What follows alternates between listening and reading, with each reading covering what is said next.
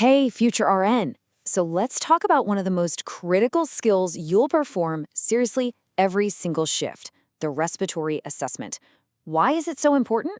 Because breathing problems can deteriorate fast. It's a huge topic on the 2026 NCLEX, so today we're going to cover the full systematic approach, every little detail you need, and most importantly, the real purpose behind it all. That way, you can detect issues early and act with total confidence. Welcome to ClearPath NCLEX, your go-to channel for high-yield content that actually helps you pass on the first try. If you like the video, like and subscribe for the most high-yielding NCLEX content. Hit that bell so you never miss the next game-changing NCLEX tip. So if you've ever felt that little wave of panic trying to figure out if what you're hearing is crackles or maybe wheezes or just what on earth you should even be looking for first, you are definitely not alone. But here's your anchor, the purpose of the assessment. It all comes down to establishing a baseline, detecting the absolute earliest signs of compromise, identifying problems like hypoxemia, monitoring how a patient is responding to treatments, and, ultimately preventing a tiny issue from becoming a major emergency. And I promise you, this is a skill you can absolutely master. We're going to break it down into a super clear, systematic order: inspection, palpation, percussion, and auscultation. Just remember that order. I-P-P-A. We'll walk through all 4 steps together, and we'll do a special deep dive on auscultation, because I know that's the part that challenges students the most. By the end of this, you're going to feel so much more confident. Okay, let's dive in. All right, the foundation of your entire assessment starts the second you walk into the room. It all begins with inspection. This is where you gather the most critical data, often before you even touch the patient. Look at their work of breathing. Is it easy, or does it look labored? Note the rate and the rhythm. Are they using those accessory muscles in their neck? Are they leaning forward in that tripod position just to catch their breath?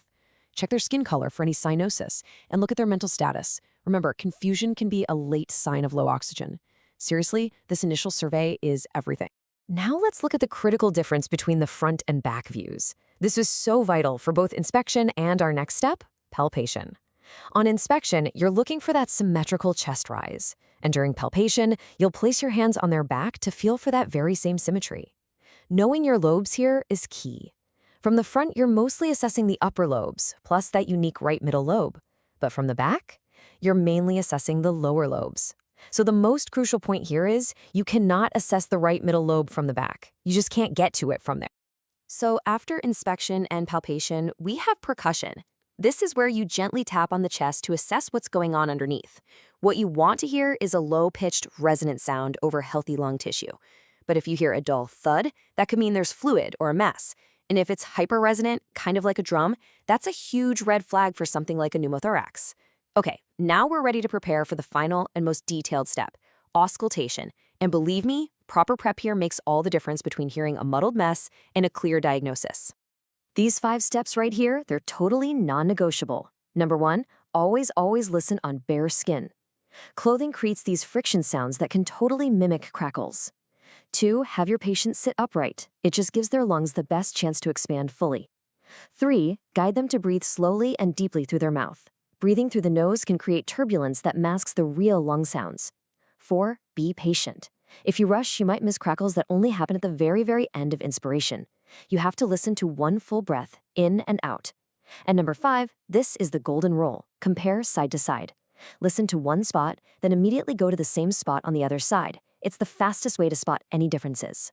So, you're all prepped. You've done your inspection, palpation, and percussion. Now for the main event, auscultation. Where exactly do you put the stethoscope? Well, think of it like a map. There are very specific landmarks we follow to make sure we cover all the lung fields systematically. This isn't random at all. It's a very deliberate, effective pattern. For the front of the chest, the anterior chest, we follow the simple top-down zigzag pattern. And this isn't just about being neat. This systematic approach guarantees that we cover all the lobes. And most importantly, it lets us compare one side directly against the other, which, as you know, is the absolute key to identifying abnormalities. Let's break down this map. We start right at the top, just above the collarbones, to catch the sounds from the very peaks or apices of the lungs. Then, we drop down to the second intercostal space to hear the upper lobes.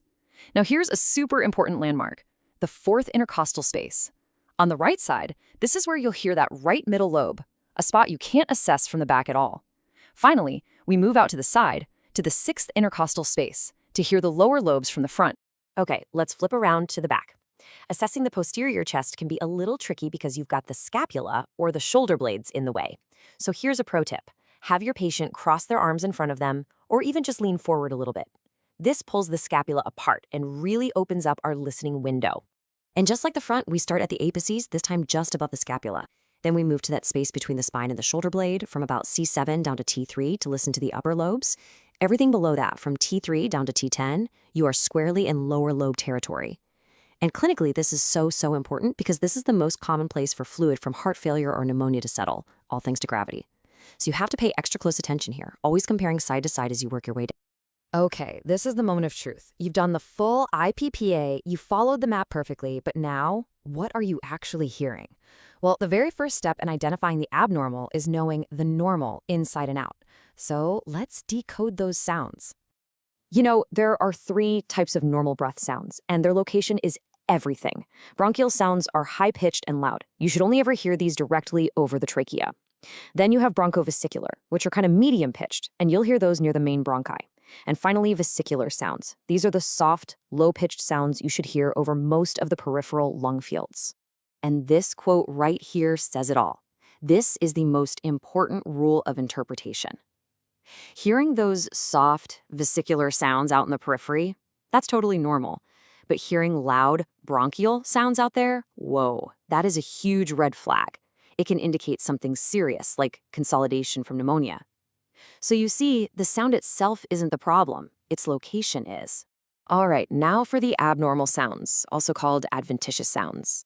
We can simplify this a ton by just breaking them into 2 main categories, continuous and discontinuous. Continuous sounds are longer, more musical, kind of like a whistle. Discontinuous sounds are the opposite. They're short, explosive pops or clicks.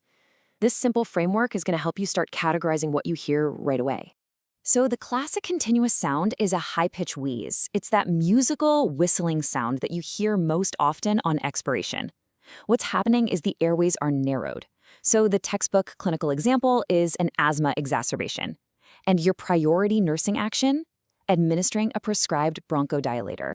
Now, a low-pitch wheeze, which you'll also hear called raunchy, is a bit different. It's a lower, almost snoring or moaning sound, like a single low note. This is usually caused by secretions rattling around in the larger airways. Here's a key tip. Ask the patient to cough.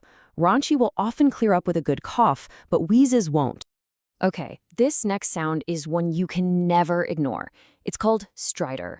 It's a high-pitched, harsh, gasping sound, and you hear it on inspiration. This isn't actually a lung sound, it's a throat sound. It signals a major upper airway obstruction, and it is a medical emergency that requires immediate intervention. Recognizing this sound saves lives. It's that serious. Now, moving over to our discontinuous sounds, we have fine crackles. The best way to imagine this is a fire crackling, or maybe rolling a strand of hair between your fingers right next to your ear. It's that high-pitched popping sound that comes from fluid in the small airways, and you'll often hear it in patients with heart failure or pneumonia. The biggest diagnostic clue, fine crackles do not clear with a cough. Coarse crackles are different. They're a lower-pitched, wet, bubbling, or gurgling sound. Think of pouring milk over Rice Krispies. That's what it sounds like. This is caused by air moving through secretions in the larger airways. You're going to hear this in conditions like pulmonary edema or bronchitis. And finally, we have the pleural flexion rub. This is a very distinct, harsh, grating or creaking sound. The classic analogy is 2 pieces of leather rubbing together. It's caused by inflamed pleural layers.